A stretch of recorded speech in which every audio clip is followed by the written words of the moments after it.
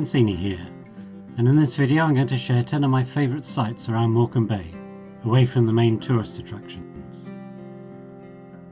It's a spectacular place to visit due to its history, wildlife and the ever-changing views due to the ebb and flow of the tides.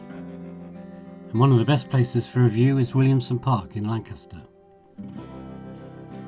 This is one of the few places around the Lancashire shores where you can see out across the bay, right across to the fells of the Lake District.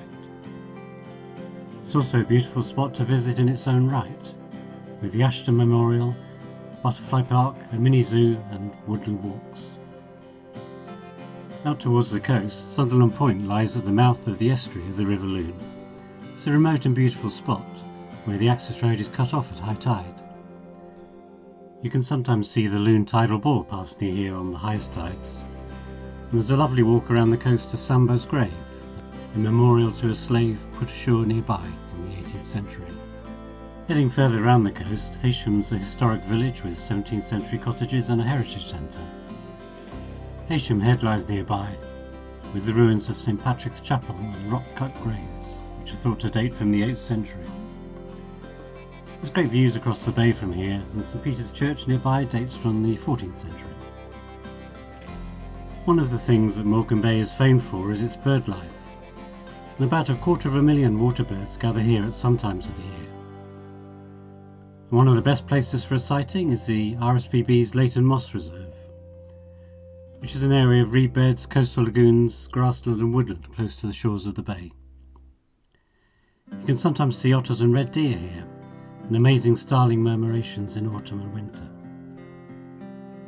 Less well known is that, due to the high tidal range, tidal bores form in several of the estuaries around Morecambe Bay.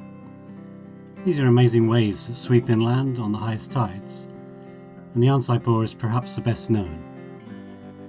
One of the best places to see it is from the promenade and pier in Arnside. Sometimes it even makes it past the railway viaduct. Due to the risks from the tides here, the council sounds a warning siren twice in advance of the incoming tide during the main tourist season. The Arnside bore occurs in the Kent Estuary, and there's several great viewpoints around the estuary where you can look out across the bay. Humphrey Head is one of my favourites, and it's a low limestone promontory that juts out into the bay. In addition to the views, one of its most famous sights is its hawthorn trees, some of which have outstretched branches pointing in the direction of the prevailing wind. Heading across now to Ulverston, this is a historic town which many people visit. But if you can, it's worth taking the time to walk up to the Sir John Barrow Monument. This is modelled on a lighthouse, and it commemorates the life and achievements of John Barrow, who was born in the town, a 19th century scientist, writer and explorer. The surrounding park is a great viewpoint for Ulverston and Morecambe Bay, and the monument is sometimes open to the public. Turning now to one of the most dramatic sites around Morecambe Bay, we have Peel Castle, which was built in the 14th century. This lies on Peel Island, close to Barrow-in-Furness, and can be reached by ferry from Roe Island. There's a popular pub on the island called the Ship Inn, where by tradition each new landlord is crowned the King of Peel. Just across the water from Peel Island we have South Walney Nature Reserve, run by the Cumbria Wildlife Trust. It's a great place for bird watching, and more than 250 species have been recorded here.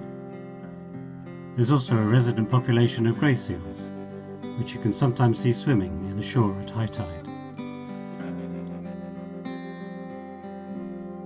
Just to end, I'd like to mention the charity walks across the Kent Estuary, known as Cross Bay Walks. These make a fabulous day out, and they're led by the King's Guide to the Sands. They run regularly from spring to autumn, and the guide is essential due to the risks from the tides and quicksand. The Guide over Sands Trust, who organise these walks, also organise walks in the Leven Estuary to Chapel Island. So I hope that's given some ideas for places to visit around Morecambe Bay, beyond the main tourist attractions. And if you'd like to find out more, there's a blog post on my website, and there's also more details on the Cumbria and Lake District coast.